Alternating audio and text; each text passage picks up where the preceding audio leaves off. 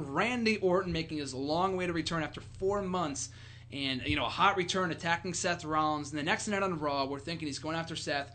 He semi-aligns with the Authority, accepts their business deal, tag teams with him in the main event, and before he can punt him, he says, whatever, and then he walks off. So, before I go into my thoughts in this, Marlon, I'll start with you. What are your thoughts on Randy Orton's return and the very strange booking of him on last night on Raw? I do just want to say one thing first about that match. Did you see Kane selling the DDT and the RKO? Amazing, just taking it on both knees. Kane in 2015. Same thing with Big anyway, the match was whatever. We all knew Randy Orton was going to return. That was all kind of what we were waiting for. Even the crowd knew. It was a pretty sweet return. I was happy to see him. I've always been a big Randy Orton fan. He's got kind of a crap character, but he's one of the better wrestlers in the company. So I was really stoked about this return to set up the feud with Seth going into WrestleMania. And then last night I'm thinking, nice, he's going to RKO him right at the beginning of the show.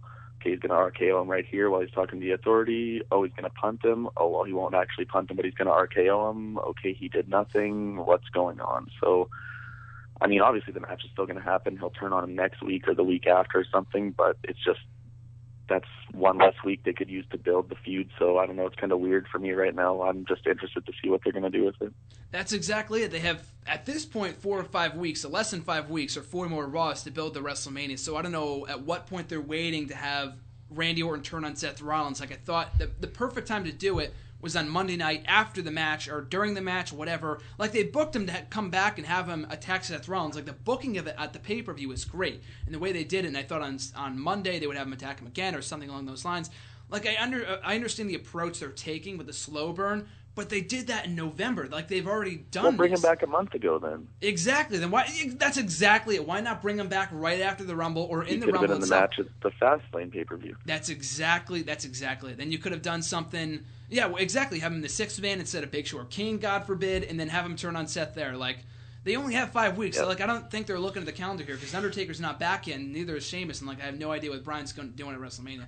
That's another issue, and we'll talk about that later. But, RJ, your thoughts on Randy Orton and his odd booking of the last 48 hours? Love the return to Randy Orton. It's been 4 months, way too long. The Viper had one of his better runs coming into the end of the year, and kind of sucked that he wasn't at TLC, Royal Rumble, or Fastlane. Well, he came in Fastlane, but like I said, I think when I first heard them saying like they're semi-booking, I thought, or semi-alliance with the Authority, I was like, all right, they're turning him at the end of the. It's like they're so predictable. He's gonna turn on him at the end of the Raw, Like with Ryback. With Ryback, yeah.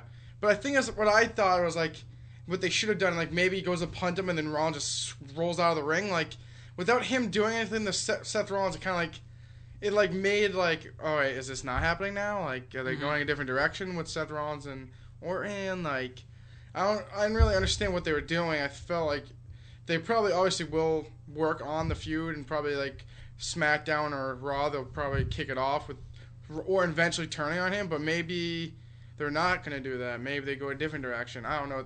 Maybe they do Rollins and Bryan and Orton and Sheamus. I don't know what they're gonna do. I think obviously the recipe is for the Rollins and Orton, but he comes back for Fastlane, going to kick Seth Rollins' ass.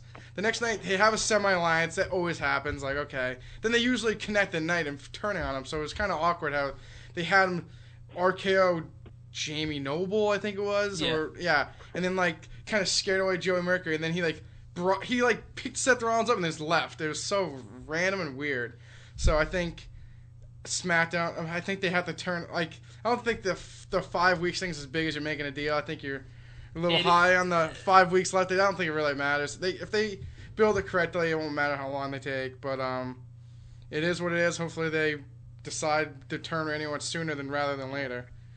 In storyline, though, look at it this way. In storyline, Randy Orton is kind of making up for Seth Rollins attacking him, kind of forgiving the Authority for everything they did. He had 4 months of his career taken away from him. He was out of action for 4 months, and then basically after last night, what that told me was that he pretty much forgave him, put his differences aside, and tag team with him. That's not like Randy Orton at all. Like, you look him the wrong way, he's going to RKO you, like the character, you know?